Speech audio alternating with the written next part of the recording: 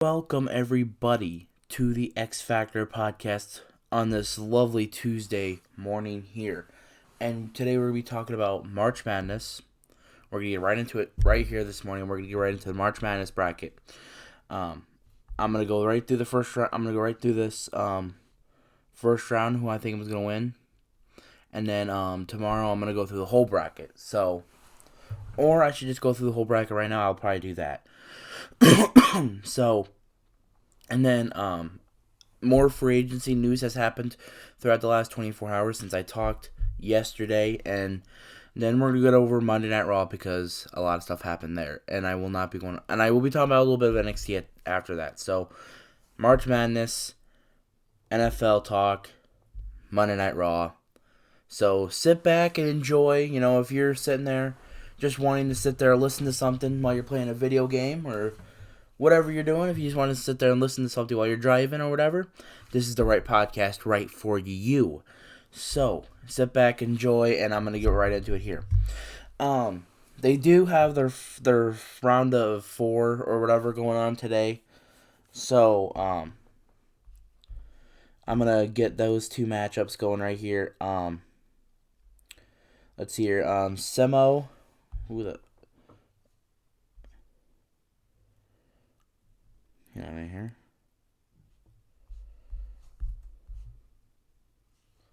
Screwing up right at the first. Texas A&M versus Southern Missouri State will be one of the matchups going on today.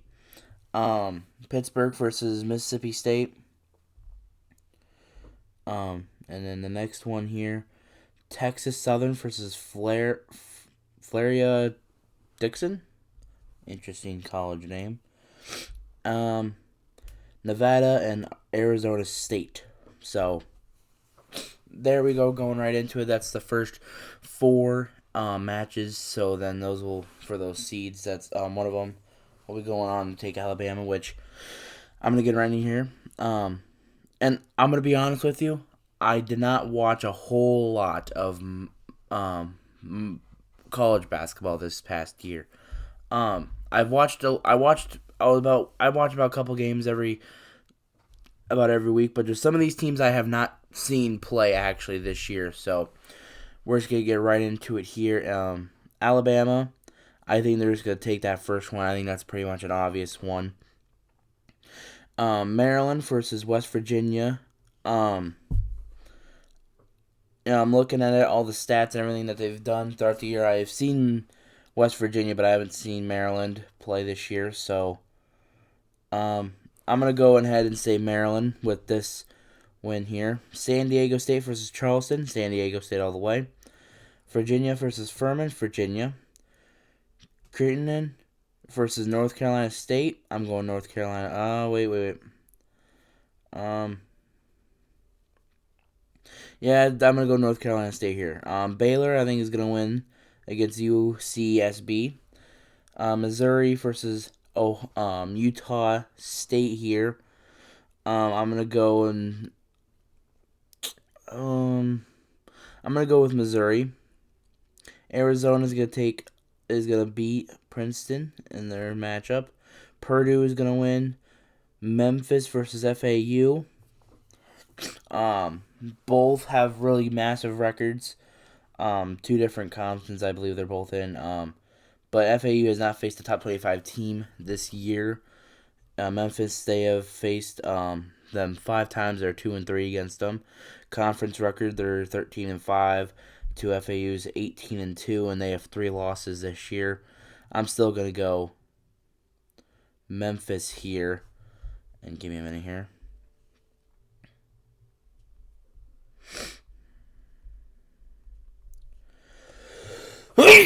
Bless my heart. Oh my God. Oh. Duke versus Oral Roberts. As much as I want to see Oral Roberts go, how much as I love Oral. Pause. I think Duke's going to win. Tennessee's going to beat Louisiana. Kentucky's going to beat Providence. Kansas State's going to beat Montana State. Michigan State versus USC here.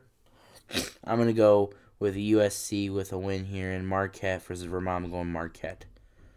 Houston is going to be facing Kentucky, and I think Houston's obviously going to win there. Iowa versus Auburn. I am an Iowa fan. I live in Iowa, born and raised in Iowa. Obviously, I'm going to go Iowa here. Miami versus Drake. I'm going to go Miami here. Indiana versus Kent State. I'm going to go a little bit of a shocker here. I'm going to go Kent State with a win there. I'm going to go there. Iowa State versus either MSST or Pitt. I'm going to go Iowa State with the win there. Xavier versus Kennesaw State. I'm going Xavier. Texas A&M versus Penn State. I am going to go Texas A&M. And Texas versus Colgate, I'm going with Texas. Kansas versus Howard, I'm going Kansas. Arkansas versus Illinois, I'm going to...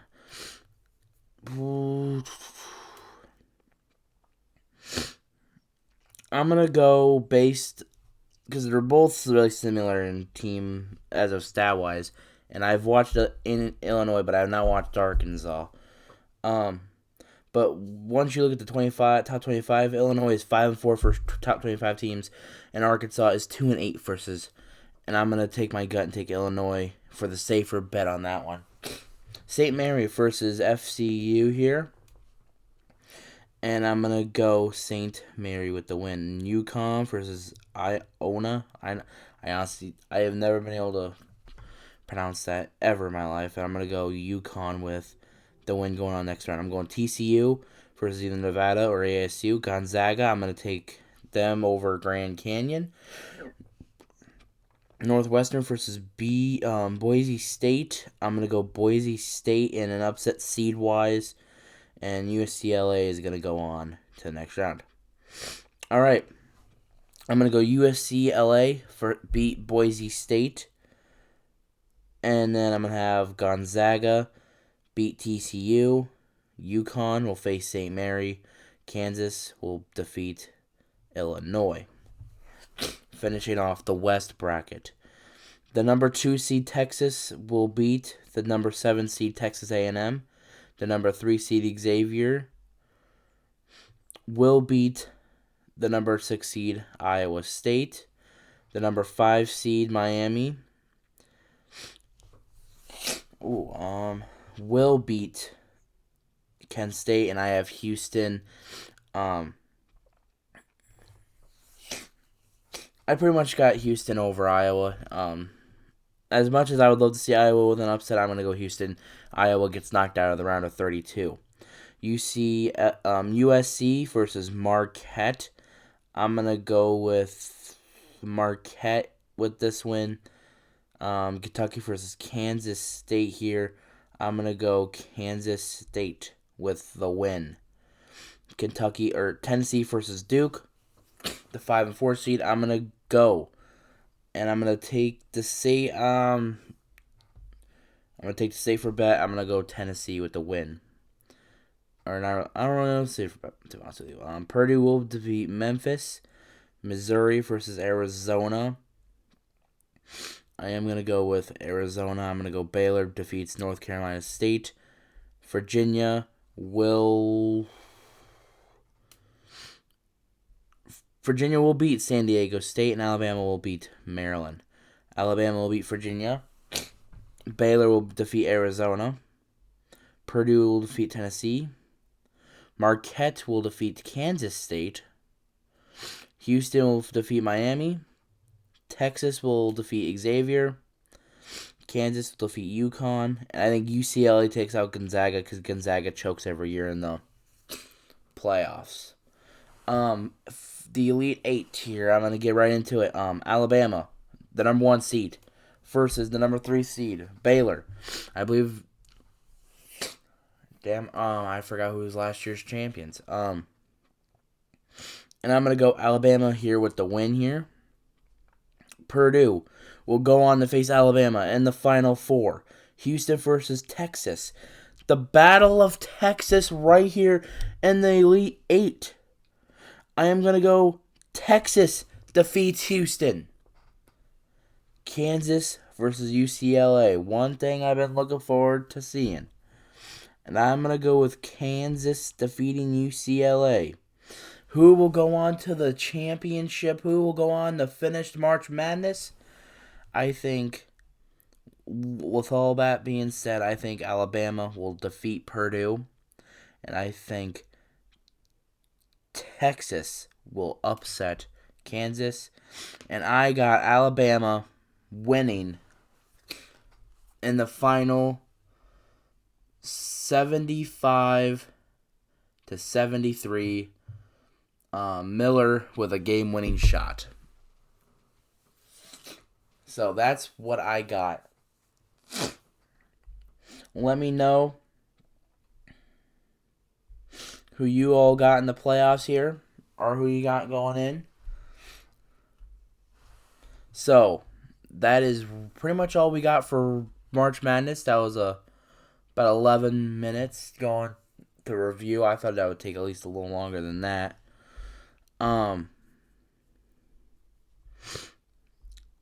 But great.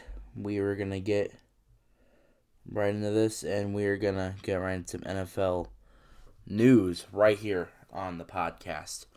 So, give me just a moment here. Welcome back, everybody, and we're going to be getting right into this NFL free agency news. Last time when I went off last week, I said Keyshawn Nixon, we got a 1-year deal, who is a great special teams player for the Green Bay Packers. But after that, so much stuff happened, I got to go right into it.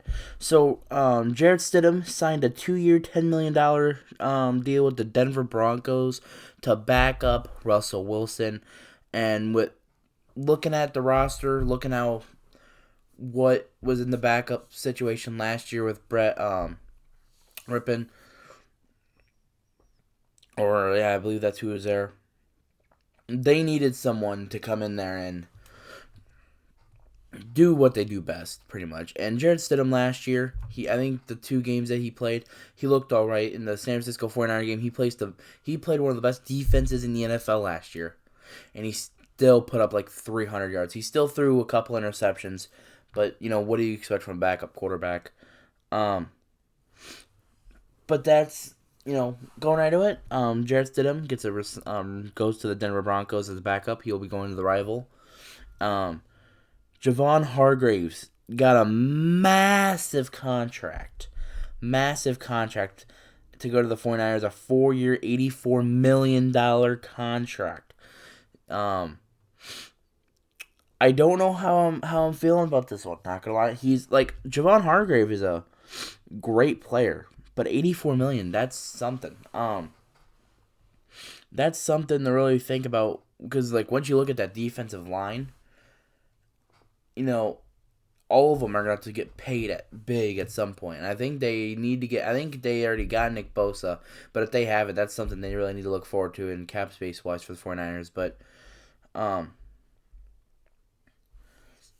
But while the 49ers were getting more defensive players, they just lost an offensive player, and Mike McGlinchey got a 5-year, $87.5 million deal to the Denver Broncos to block for Russell Wilson.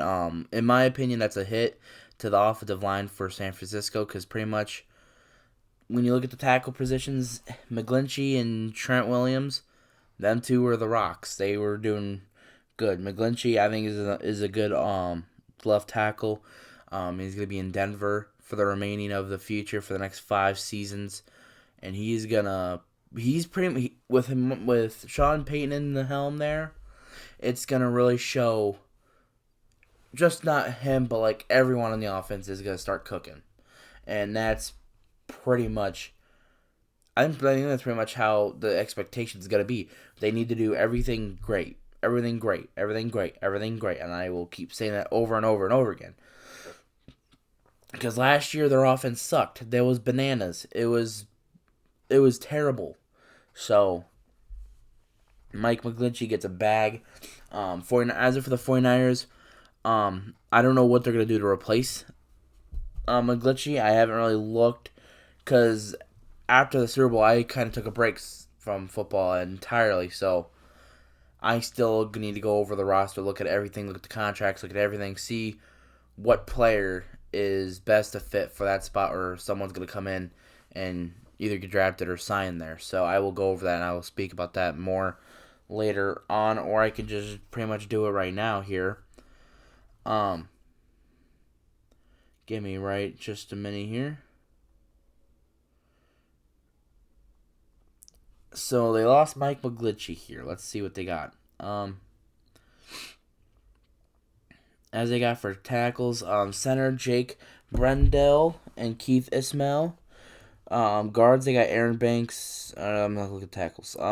So far, yeah, they don't got pretty much jack for other tackles. So they're probably gonna bring someone in. Don't know who though. So just gonna pretty much keep an eye on that one right there. The Lions have signed Cam Sutton to a 3-year, $33 million contract, and looking at how the corners have been for Detroit last couple seasons, I think this is a great signing here. And with Jeff Okudah, he could potentially replace Jeff Okudah because, in my opinion, Jeff Okudah hasn't really got up to expectations to what, a top 3 pick is supposed to be. So Cam Sutton going to the Detroit Lions is going to be great for them. Let's get right into the rage here, because remember yesterday I said that no team should be going after Jimmy Garoppolo. I said no team should be giving Jimmy Garoppolo big money to play for them to, like, if he was gonna go to a team, sign a minimal contract and back up somebody. Well, apparently when I meant minimal, the Raiders give him a $67.5 million deal with $34 million guaranteed and a 3-year deal. I don't know what the hell. I'm telling you, Josh McDaniels is going to be gone by next 2 years. I think I talked about it last week. I said, don't ever hire a coach that's in the Bill Belichick coaching tree. And guess what? Raiders are another dumbass team that does it. They bring in another, coach that thinks that they're going to do well. But realistically, the only reason they got a job is because Bill Belichick. Bill Belichick is, with it coming to Bill Belichick's coaching tree, he can coach them, but when he lets them off the hook, they're not doing shit. And then you got coaches like Andy Reid who have coaches that they leave and they do success, like Doug Peterson, Matt Nagy in 2018, but he went downhill after that. But going right back to the Raiders here, I think it's a dumb decision to give Garoppolo that much money, especially if you know you're going to draft a quarterback. With this, they could potentially still draft one. It's just, I think it's going to be later on, because why would you give this man a $67 million deal just for them to draft a guy that can replace him later on in the season? So apparently, by the looks of it, they're giving him the full helm. They're giving him everything they need to go. And I don't think that's not what needs. I don't think that's what they need to do. I think that's terrible. I think it's garbage. I think it's bombastic side-eye Tik Tok words. I'm sorry, Garoppolo should not be getting, and he's not going to work in Josh McDaniels' offense. If you look at it, look at the roster, look at the scheme. The only time he's ever been able to do anything is in Kyle Shanahan's offense. He was able to do a little bit with Bill Belichick. But when you got Tom Brady sitting there, you can pretty much learn everything you need to. And it's just another year where he's going to be an overpaid quarterback. So, I am done with that. Andrew Wiley signs a 3-year, $24 million deal to go to the Washington Commanders, which the Commanders have been needing to get some more offensive line help over the last couple of years, and bringing him in is going to help a lot. And it's going to help the new quarterback Either it's going to be Sam Howell, the guy they draft, on whoever. I think based off what Sam Howell did against the Cowboys in Week 18, I think they should give him a big shot during training camp. Shy Tuttle goes to the Carolina Panthers for a 3-year, $19.5 million deal, $13 million guaranteed. Panthers have been active so far in this free agency, so bringing Shy Tuttle in from the New Orleans Saints, going from one division guy to a different division guy is going to be a difficult thing for fans to see, but it's going to help their defensive line. So let's see what we got here. Oh, and I didn't even realize. I was sitting here thinking about it. Garoppolo used to be with Josh McDaniels in New England. I never even freaking realized that. I forgot. I don't care what anyone says. I think they're still going to be buns. I don't care who you have at receiver. I don't care who you have at quarterback. I don't care how your defense is. Buns. It's the Raider way. Instead of just win, just lose, baby. Let's go. Chiefs. After losing their Andrew Wiley and losing Orlando Brown, they're signing Jawan Taylor to a 4-year, $80 million deal. I think that's great for them. Knowing how they lost two offensive linemen going into the free agency, which I think they should have brought Orlando Brown back for another year or whatever. But if Orlando didn't want to come back, I can understand. But if the team decided they didn't want to bring him back, I think that's just a bonehead move just by the front office. So bringing Jawan Taylor from the Jacksonville Jaguars to Kansas City Chiefs, I think is going to be a great move for them. $80 million, big money. So with that big money, he needs to get going here. Dolphins have agreed to terms with former Jets quarterback, former Cowboys quarterback, Mike White to a 2-year deal. And I'm guessing it's gonna be a backup position. Nothing really big, it's just Mike White. He did good for the Jets. He's just gonna be a backup. He might start a couple games for Miami. Goddamn, nose is running on him on a Tuesday. The Bengals have re-signed Jermaine Pratt to a 3-year, $21 million deal. Just gonna keep their receipt. After what they lost yesterday, I think this is all right for them. They lost 2 defensive backs yesterday in free agency. I'll get to that when I get later on in the show. But bringing Jermaine Pratt in is gonna help because it's just another defensive guy they can keep. Whether how good he'll be next year, I don't know. I haven't really seen much of Jermaine Pratt. I haven't really looked at a bunch of Jermaine Pratt stuff. So I do have a friend that is a Bengals fan. He can tell me down in the comments what he thinks about this one. But we're going to get right into this with this next signee. Safety Von Bell is signing with the Panthers. Him going to the Panthers is something. Like I said, Panthers have been on a roll all free agency. Frank Reich is trying to rebuild this team, and I think he's just not really rebuilding. He's just trying to make the team look good for next year. And bringing up Von Bell is one of those things that they need to do. He's a good player. So bringing him to the Panthers is a great addition to the team. Gonna help out the defense a lot. And for the Bengals, there's just it's a big hit to them because they're just losing a starter. So let's get to this next team, Chicago Bears. And remember, I said yesterday they need to get an offensive lineman to help Justin Fields. They needed to bring in talent around them, build the quarterback like the Philadelphia Eagles do. Do what the Eagles do. Build around your quarterback. Okay, do what they did last year. Build around him, and that's what Chicago did with their cap space. They brought in Nate Davis to a 3-year deal, and I think it's great for them.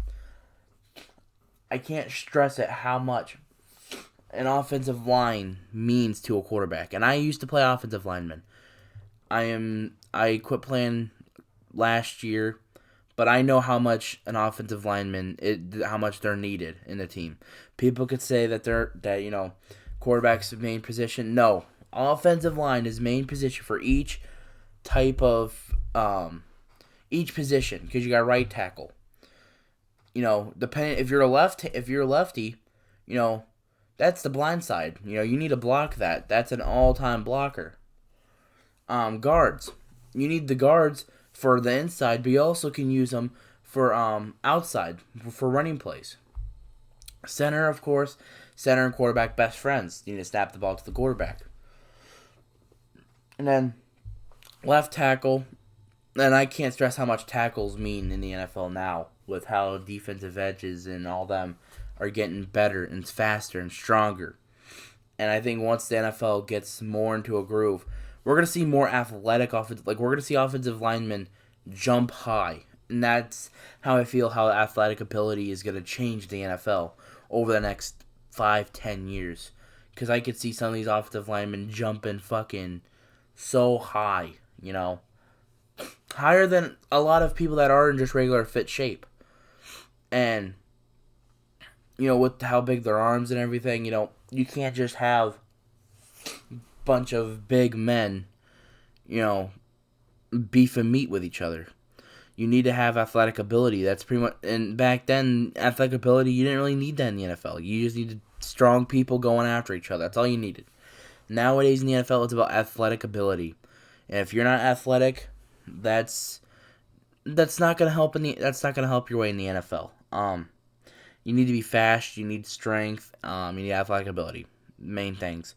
And for Chicago, bringing in an offensive lineman like Nate Davis, I think is gonna be great for them. That's just another piece of the build that they're trying to rebuild here in Chicago. And I'll get right into this next one. Tremaine Edmonds signs a 4-year, $72 million deal, $50 million guaranteed. Tremaine Edmonds goes to the Chicago Bears. And, well, that's just another great piece to the rebuilding process. Bringing in a guy like Tremaine Edmonds, fast, athletic, can do a lot on the field. And as signing a linebacker, and I know they got rid of all their linebackers last year. They got rid of Robert Quinn. They got rid of Roquan. They got rid of Khalil Mack. They got rid of their big. In some eyes, you'd call that a big three right there, for linebacking crews. But so bringing in Tremaine Edmonds is just another piece of the crop that they're trying to build. And if I was a Chicago Bears fan, and I never have a problem with Chicago because I live near Chicago and all that, because I live in Iowa here. I live near Illinois and all that, so I never have, and I support Chicago, the Chicago Bears. If I was a Chicago Bears fan, I'd be excited. I would get really excited because once you look at the team after free agency, after what Ryan Poles has done, if there was a GM award, I'd give it to him right now. He is building everything. He needs to get a key to the fucking town. And props to ownership or whoever's doing the new stadium for Chicago. So, getting right into it here. The Falcons have signed Jesse Bates to a 4-year, $64 million deal. Like I was just saying earlier, it's a big hit to the Bengals because Jesse Bates, I think the last 2 years they've been talking about contract talks with him. They've been trying to get all this stuff with him, and well, they just haven't really got anything going. And he goes to the Falcons, and I think that's great for the Falcons. But we're gonna talk about the Bengals here for just a second here. What are they gonna do defensively? What are they gonna do to replace those guys? Eli Apple. If I hear someone say Eli Apple is gonna be the answer, I will hit you with a fucking frying pan. I'm sorry, I can't. Eli Apple's trash. I'm just gonna say that right now. Eli Apple is bona fide trash. So, I don't care what anyone says. So Jesse Bates leaving is going to hurt the defensive side. But they can obviously bring a couple guys in that have not been signed. John Kurtz is one of the guys that Cowboys have not signed. They should definitely try to bring him in if they could. If Dallas don't sign him, or if he doesn't re-sign with Dallas, which I'm hoping he does because I'm a Cowboys fan, obviously. So So, and if Jaron Kearse doesn't, if he doesn't sign with Dallas, Cincinnati would be great for him. So, only thing I'm concerned of for Jaron Kearse is the knee injuries from last year. So, getting right into this. And I did talk about Patrick Peterson saying he wanted to join a team with a Super Bowl and he needed to join a Super Bowl contending team. He joins the freaking Steelers. He said he wanted to join a team with a Super Bowl somewhat contending team. I don't know. He might be a couple years off with that one because I don't care. They have the most Super Bowls, yeah, but when you're that's just so random. I want to join a team that's Super Bowl contention. Oh, join the Steelers. Steelers are not in Super Bowl contention. I will tell you that right now. They are nowhere close to Super Bowl contention. But he hasn't been the same Pat P since his days in Arizona. But he does have his good games. He does have his bad games. So going to the Steelers is going to be all right for them after replacing Cam Sutton, or after losing Cam Sutton to the Detroit Lions here. Obo Aquawar Awkward. I'm gonna lose my mind. Orquino, whatever. He's a defensive end. He was with the Texans. He signed a 3-year deal with the $19 million deal, 12 guaranteed to go to the Cleveland Browns, which I think is good for them. Bringing in a guy like Obo, who's going to be on the other side with Myles Garrett, monsters going to be there. Buccaneers did re-sign Jamal Dean, which I think is good because I feel like they're in a rebuilding stage in this, because Brady left, they're all just going to give up now. Keeping Jamal Dean is going to be good for them defensively. I still think they're probably going to trade. I still think they're probably going to trade Godwin and Mike Evans probably down the future if they really wanted to. So that's that. Commanders claim Cameron Dantzler off waivers, as Cameron Dantzler was released earlier this week, and I think is a good pickup by the Commanders here. Doing that is going to help their corner depth, obviously, and Cameron Dantzler at some points during the games he can really be a force to be reckoned with. So. And with a guy like Ron Rivera, too, defensive mind guy, it's going to help him a lot. Bobby Okereke signed a 4-year, $40 million with the New York Giants. And that's just another big signee going, leaving to another place that's was good defensively. Bobby Okereke is he's gonna wreck people with the Giants. I'm telling you that right now. He's going to be him. Kayvon Thibodeau. That's just... And, we all said after... Or a lot of people said after the Giants playoffs, they were just a rebuilding team. They were just trying to rebuild, and they made the playoffs. This is just a little... And like I said, a lot of these teams that are going in full in right now are rebuilding teams. So, because you don't see many of the Super Bowl contending teams going right after... players, okay? So, in teams that need to fill in holes, those are the teams that are going right into it. Giants, they're rebuilding, boom. Have a good year, bring in good players. The best thing for the Giants last year is making the playoffs. Because if they didn't make the playoffs, they would have lost a quarterback, potentially lost a running back, and then they'd be sink down in the hole. They made the playoffs. They keep their quarterback, which is overpaid, in my opinion. They franchise tag Saquon. So I'm just saying, bringing up Bobby Okereke in is going to be good for them. Another interesting signee here, Sam Darnold going to the 49ers for a 1-year deal. I don't know why they did it when they already have Trey Lance and Brock Purdy sitting there, unless Brock Purdy ain't going to be fully ready to go before the season starts. I did see that Brock Purdy will be ready, but if they're probably just protecting it. Say if he's not ready, Sam Darnold will be the backup and Trey Lance will be a starter. Eric Kendricks going to the Chargers, and interesting. It's gonna be weird seeing him in a Chargers jersey. And he's just gonna join the other fucking massive defensive guys that they have brought in the last year, like Khalil Mack, Jonathan Jones, who is they not have great years. And then bring Eric Kendricks in. Defensively, they could have a good year next year. Next year, they could be one of the best defenses, depending on how, injuries go for them. Because injuries last year was a big thing for them.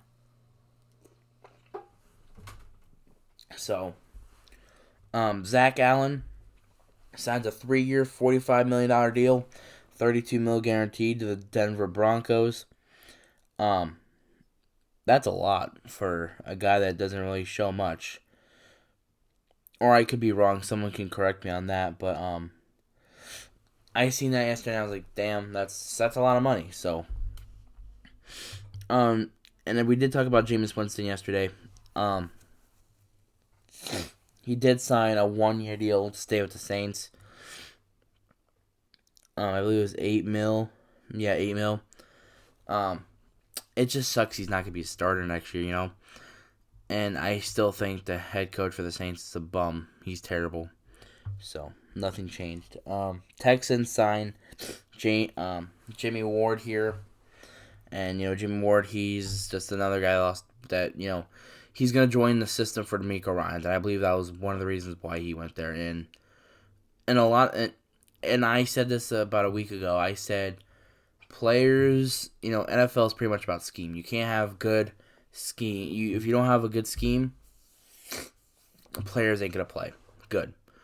It don't matter how good the player is. You need a scheme for that player, And I feel with the 49ers losing to D'Amico Ryans, it's going to be a hit for them because how that scheme worked for them last year. Almost making it to the Super Bowl 2 years in a row. And Jimmy Ward going there, it's going to help Jimmy Ward, but it ain't going to help the 49ers, and that's pretty much that. So, going into the next signing here, Vikings have signed Marcus Davenport to a 1-year, $13 million deal. Going right into this, Saints lost another alright defensive player that's going to go to the Vikings. I believe Zadarius Smith won the release. I think I read something about that. I don't know how true that is. And if that is true, bringing Marcus Davenport in is going to be great for them. So there's a thing with, don't really know how I'm going to explain this Marcus Davenport issue going on. Or not issue, signing. I think overall, I just think it's be great. It's great for the Vikings. Saints wise, they need a lost a starter. Seahawks sign Jamont Jones to a 3-year, $51 million deal. I never really caught up on a lot of Jamont Jones in Denver, so just let me know what you think of that one. $51 million, big contract. And then just 3 hours ago, Falcons signed quarterback Taylor Heineke. He is no longer going to be with the Commanders next season. Commanders gave up on him. And I believe the Falcons potentially have seen their quarterback of the future. They have seen their quarterback right there. That's their new quarterback. Desmond Ridder, he's going to be the backup probably. And that's pretty much all I really got to say for that one. It's Heineke's going to be the quarterback. They're going to do all right. Ridder's going to come in and do his thing. Buccaneers traded guard Shaq Mason to the Texans. I will get into that trade here in just a minute here. Raiders sign Jacoby Myers to a 3-year deal, $33 million. 21 of them is guaranteed. Like I said, Raiders are still going to be trash. I don't care who you bring in there. Cardinals resigned Kelvin Beachum to a 2-year, $5 million. I don't have the trade details on the Shaq Mason trade. No. Vikings are expected to sign Nick Mullins. Damn, okay. I don't think. Oh, and by the way, Cowboys have restructured Michael Gallup's contract. While I'm talking here, that's a good thing for them. Still need to sign somebody though, even though we're still 2 days in here. The contract details I haven't really seen. All right, a late round pick on swap, the 6th rounder for the 7th rounder in trade for Shaq Mason. I did say that this. I did see that the Chiefs were trying to get Lamarion Tunsil. And if they don't get him, Shaq Mason with Larry Tunsil is gonna be amazing duo, offensive line wise. So, and like I said, Bucks are just trying to rebuild here pretty much at this point. Cowboys have re-signed Donovan Wilson to a 3-year, $24 million contract. First 2 years are fully guaranteed with 13.5. And I'm gonna tell you right now, that's big. That's a big deal. You don't really see many hard-hitting safeties or much big tacklers safeties anymore in the NFL. They tackle, but they don't hit hard. Donovan Smith is one of those guys. The last couple of years, he has shown why he is who he is, pretty much. And I'm happy to see that they have brought him into his own going into the year. So I'm just hoping they say they have signed Jaron Kirsch, hopefully at some point down the road during this week, and Leighton Vander Esch, but that's a big deal right there. As we the Packers, and yet we're still waiting for the Aaron Rodgers news. And that's all I got for NFL news. That's a lot of talk we got just right there. We got 41 minutes of sports talking here, and we're gonna get right into it with professional wrestling stuff here. So if you're not a professional wrestling fan, this is pretty much the end of your little run here with me. And if you've been waiting for the professional wrestling side of things, welcome, because I got a lot to talk about too. A lot happened yesterday on Monday Night Raw, so let's get right into it here. And we're going to go right into this. And with Monday Night Raw, the first thing that happened yesterday, Finn Balor Edge segment. Edge came out and just trying to end the things with Finn Balor. And, by the looks of it, it looks like we're just going to get a regular match. And then I was hoping for a Hell in a Cell match, and Edge pretty much challenged it for Finn Balor. Edge versus Finn Balor, Hell in a Cell. And it caught my eye with Finn Balor at the end because he hinted something about demons. And I am thinking we're potentially going to see Demon Finn Balor at WrestleMania, which we haven't seen since Extreme Rules. I love it. Me personally, I haven't seen it since 2016. I did not watch wrestling from 2019 and I watched a little bit in 2021, and that was after SummerSlam. I quit watching. So it's gonna be great to see Edge and Finn Balor finish this feud. And, people could say that Finn Balor and Edge, or this whole Judgment Day rivalry, it's taken too long, but with the year, they get rid of it, but then they get it right back with it. And there's nothing been bad about this entire rivalry. It's just been amazing from the start. But then, Gargano and Dexter came in and took out Dominic and, Damian Priest. They had a match. I thought it was a good match to start off Raw. It was very random though. So Judgment Day ended up with the win. Excuse me here, and they get the win, and Judgment Day just gets another win over the belt. So Miz gets comes in with an interview after that, and pretty much asks about a co-host and Trish Stratus. And got took out by Damage Control. They're making it seem like nothing's gonna happen with Trish, but I don't trust Trish. I don't trust her at all. I love Trish, but don't trust her. Brock and Omos had a segment after that, or they had a promo, and MVP talking about Omos, how Brock can't, do whatever he, can't take out Omos or whatever, and Brock comes out. And I love how everyone on Twitter was saying how this rivalry was terrible and all that. And I like Omos. I don't have a problem with Omos. I think he's a good, all right wrestler for his size. So Brock comes out, crowd pops, and there's no pop when Omos came out or anything. Like there's got a little cheap pop, what everyone sees when you're gonna see a guy as the size of Omos, but he comes out, they no pop, then Brock comes out and the crowd goes nuts. And I think that being I seen that crowd reaction. I'm sitting there watching Raw thinking this is gonna help Omos. It's gonna help Omos every way it can.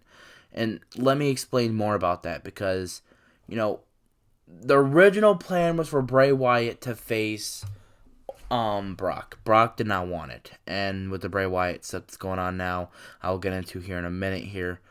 Brock didn't want it. He wanted Omos. And I understand. Omos is a little more of his speed, a little bit more of his pace.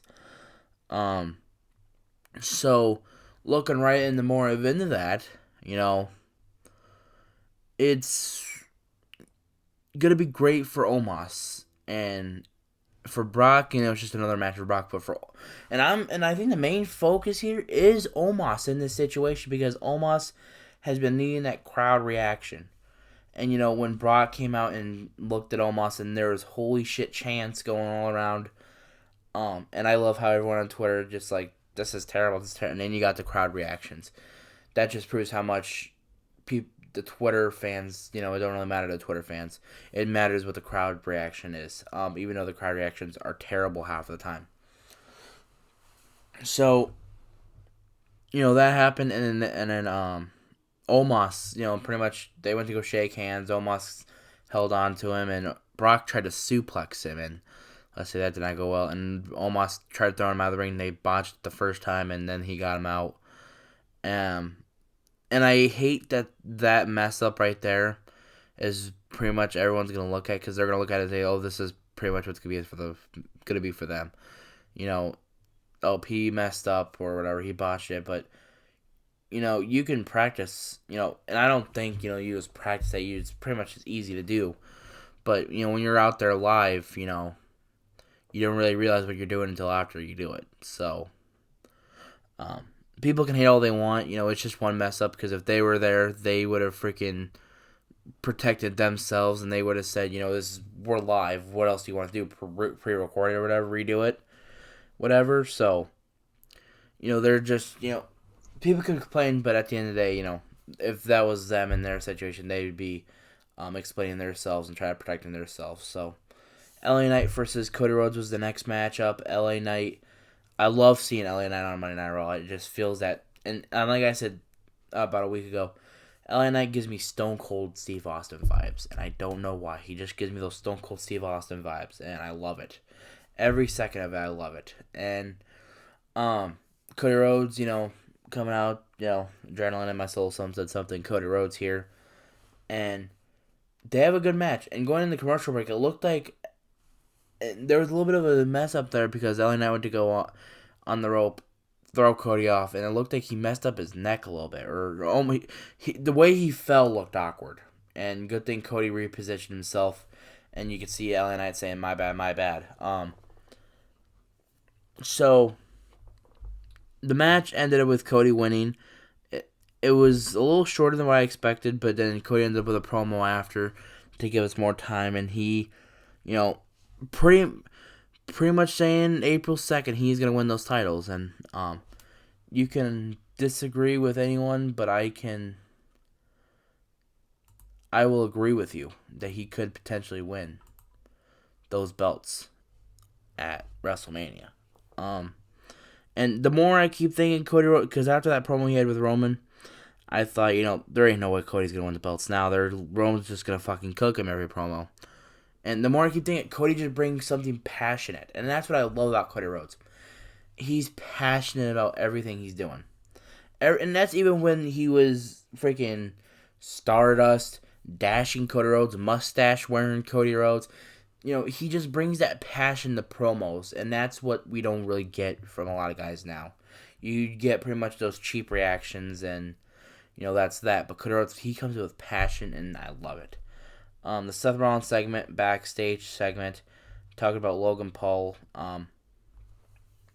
Seth was talking. Miz comes over, announces that we're gonna have an episode of Impulsive next week. I hate it, man. I hate that. Impulsive. I hope I don't have a pulse when that happens. And then Baron Corbin, bum ass Corbin at this point, pretty much challenging Seth to a match, and we'll get into that later on. Elias versus Bronson Reed, another quick match. Bronson Reed with the win. And I don't understand why Bronson Reed doesn't get crowd reactions, man. Like, he comes out, and the amazing entrance that they have where the camera's in the back and he just walking up. I love how they do that. It's beautiful. It's like a beautiful sunset. And, he comes out, destroys Elias, and then once he goes up for his tsunami splash, that's when people actually react, when that happens. But, I think if I was there, I'd be just freaking going nuts because I'm seeing Bronson Reed, and I love Bronson Reed. So, next segment was Otis and Chad Gable segment. Chad Gable's trying to find Otis pretty much all night. He's been trying to find him, and he has these papers looking for him. And there's a phone number I did not check. I did not check the phone number. So if someone did, please let me know what happened. But then they get right into it with Lita and Becky going into the training room for not Beth, for Trish. So that's all happened there. They did a redo. They showed what happened with Cena and Theory. Last week. After that, Kevin Owens got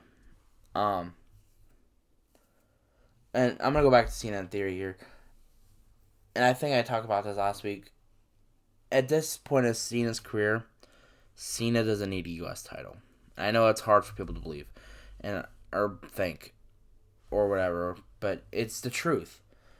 At this point, Theory's gonna beat Cena, and the only reason they're gonna do it is so they say, we're in a new generation of superstars now. People are gonna hate it, but then later on down the road, they're gonna appreciate everything that they're doing, and they're gonna look back on that moment when if Theory beats Cena, at least if Theory does, then we'll go back in that moment 20 years, 15, 20 years, saying that was the passing of the torch from Cena to Theory, because they're both alike. So, and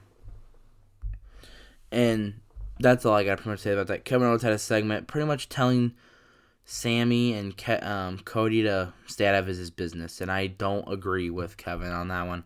I think it's just, you're so close to WrestleMania. Just do what you need to do to help. We need this. I don't care. Build this up until freaking WrestleMania. Or have Sammy come in with a special opponent and Kevin Owens. I don't care. Just do something, man. He's so stubborn, Kevin. It's not even funny. After that, Street Profits and Theory had a segment, which was a pretty long segment. Theory pretty much cooked both of them, and then ended up with Theory facing Dawkins. After that, and Theory won, put him in the STF, and that Montez came out, and Montez will face Theory next week. So, and I'm starting to feeling of a different vibe with the Street Profits. I'm starting to feel the downfall for Street Profits right now, because they're not getting much of a crowd reaction as they did before when they were big popular earlier last year, and they're not. It just doesn't feel right. Something doesn't feel right it just looks like that to me. And something don't feel right for them, and I feel that they're gonna have something's gonna happen soon. After that day, Rey Mysterio, the first inductee in this year's Hall of Fame, and he's on Raw tonight, and he started talking. Of course, Dominic came out, offered him a match at WrestleMania, and goddamn it, Rey, he said no. Rey, say yes, please. Just say yes for all the people. It's okay to beat your children, Rey. So, with that, it's just that I'm just once Ray hits Dom, it's gonna be it's gonna go nuts. And I'm just waiting. We're just sitting here waiting. So I'm hoping they do something on SmackDown this week. They'll pretty much confirm it. So after that, Lita, Becky, and Trish had a promo, and pretty much saying they're on now. Like, this is we're going on now. And Seth faces Baron Corbin, and it was a fast match. I feel like Baron Corbin's gonna be one of those job guys that if they need someone to lose fast, Corbin's there. And I hate to see it like that, but I don't know if they're doing that or if they're gonna build something into like a bum ass Corbin rerun again. And I just feel like bum ass Corbin's the only way he ever got over last couple years. I think let him do bum ass Corbin, do a thing where he quits or fake quits or whatever, and then let him grow his hair out, come back as Lone Wolf, and try to restructure his career kind of, and go on with this Lone Wolf stuff. And Seth Rollins, of course, is going to be facing Logan Paul at WrestleMania. Chad Gable did end up finding Otis after that match. And, of course, Maximum Male Models were there. And, with Otis and Chad, it's becoming more of a... Otis more wants to be with them. Like, Maxine Dupree will say something, and Otis is like, oh, I'm just going to, join. I'm going to go over there. And Chad, I feel bad for Chad Gable. I don't know if I've ever been able to say that, but I feel bad for Chad Gable. Because, like, he just wants his good old buddy to work out with, and, Otis is like, I'm going to go hang out and go do all these Maximum stuff. But I don't care what anyone says, Maximum Male Models are entertaining. They're really entertaining. So, after that, it was Chelsea Green versus Bianca, and I thought it was an alright match. I thought it would be a quick match. Chelsea Green loses, boom. End of the match, Asuka comes out, build up, whatever. It was actually a good match for the amount of length that they've had it for. Bianca does end up with the win, though. And, Chelsea Green and Carmella does take Bianca out after, and Asuka comes out, helps her. And I just want to know what the hell are they doing with this build-up with Bianca and Asuka. It's like every week it's just that cringy look at the WrestleMania sign, point at the WrestleMania sign, look up, or whatever. And it cringes me every time Bianca does it. It's just, or whenever Asuka does it, or whenever someone does it. It's just like, why are you looking up there? Like, I get, WrestleMania is right there, but like when you're off in a match, just point at WrestleMania. You don't need to look at it like it's the god of Earth or whatever. And that's all they've done the last couple weeks is just look at each other. There's no talking. There's no nothing. And I get Asuka, different language, hard to talk about, but do something and do that. And Sasha and Bianca had something like this a couple years ago where they just kept looking at the rain or looking at a WrestleMania sign like, oh, here we are. And I hate that it's becoming the way that it is right there with this. And I'm hoping in the next coming weeks we can get a build up for that instead of just looking at the sign. And if they don't, I think it's a disappointment for the build up. And I do think Asuka will win, and I do think Bianca will leave Raw and go to SmackDown after that. Main event time: Kevin Owens versus Solo Sikoa in a street fight. I loved every minute of this street fight. I thought we were gonna get a table spot, to be honest with you. I don't think we got one yesterday, but we did get a spot where chairs were going, and I just want to say something right now. I love the entrance for Solo. It makes him look badass every time.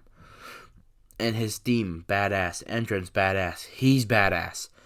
And so, into the street fight, around the end of it, Kevin gets tossed off the top and right into a bunch of chairs, like onto the chairs, sitting up. And it hurt. It looked like it hurt. And, then they start going through the crowd. They go to the back. And one thing I noticed, Michael Hayes just sitting on the net. Because the only way I knew it was Michael Hayes is just the way he dresses. Just the way he dressed. That's all I knew. I'm like, oh, there's just Michael Hayes, producing the match or whatever. But then Usos kicked Kevin in the face. And pretty much that was pretty much the end. No Cody, no Sammy. Just the Usos and Solo taking out Kevin. As of, what's going to happen next, I don't know what's going to happen. I don't know and that's the thing with WrestleMania this year. It's like every year, like every build-up, like all the rivalries, it's just every week you get more questions than answers. So, it's really, just like, what the hell? Give us some answers here, please. So, there's another thing going on. That was pretty much all of Raw, but I need to get into some serious news with Bray Wyatt. Apparently, he is out indefinitely with a physical issue. Apparently, people made rumors yesterday that he left because he didn't show up at a Madison Square Garden event over the weekend, and he did not, show up at, apparently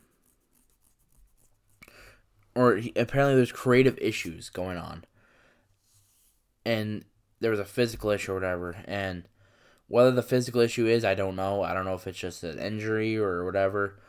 And he's out indefinitely. And if it's a creative issue, I have a feeling it has to do something with Vince being involved. And I don't really appreciate that. And that's going to hurt. Because I love Bray. And I don't really want to see him go off because of Vince or whatever is going on. And if it's a physical issue, I hope he gets better and comes back. Whether who's going to face Bobby, I think they should keep going with this rivalry. Bray's out. Have Bray come back. Or have Bray come with Uncle Howdy every week. Or have Uncle Howdy versus Bobby at WrestleMania. Have the build up. Build this thing up so they can make it actually look decent. And going into WrestleMania. So, that's that. That's all I'm going to talk about for that right now. Another thing, NXT is on the night. And, the thing with Roxanne Perez, when she collapsed last week, and I thought it was all story, or all real. I thought all that was real. And then they showed what happened. Like, NXT was doing a preview, and they showed that. I'm like, so did that really happen? Or is that just a storyline thing going on here? Because, they said that she was in the hospital until Friday, last week. And then they come up with this. And like I said, it's just more questions and answers right now. We're going to see what goes on with that. That's all I pretty much got for you today. Not much wrestling news, not much wrestling talk. Let me know in the comments below what you want to see more of. What do you want me to do better at? What do you think I should do more, talk more about? But we're going to get right into tomorrow. We're going to talk about NXT, more free agency news, and then we're going to talk probably more about March Madness after that, and then probably getting some basketball talk tomorrow, hopefully. That's all I got pretty much for you today. Enjoy your day, enjoy life, take every minute of it, and, I'm going to start doing quotes of the days, or I'm going to do my advice to you people here. I'm going to start doing that at the podcast every day or at the end of every episode, and all I pretty much got to tell you is, people will say, don't run from things, because, you should be able to go through all these uncomfortable situations by yourself. But at the end of the day, it's okay to walk away from situations you're not comfortable with. So, don't let anyone tell you how to live your life. Don't let anyone tell you what to do with your life. Don't let anyone tell you anything that you should do. It's all about what you want to do. And if you don't want to do something, don't do it. So, enjoy life, everybody. Have a great day, and I will talk to you tomorrow.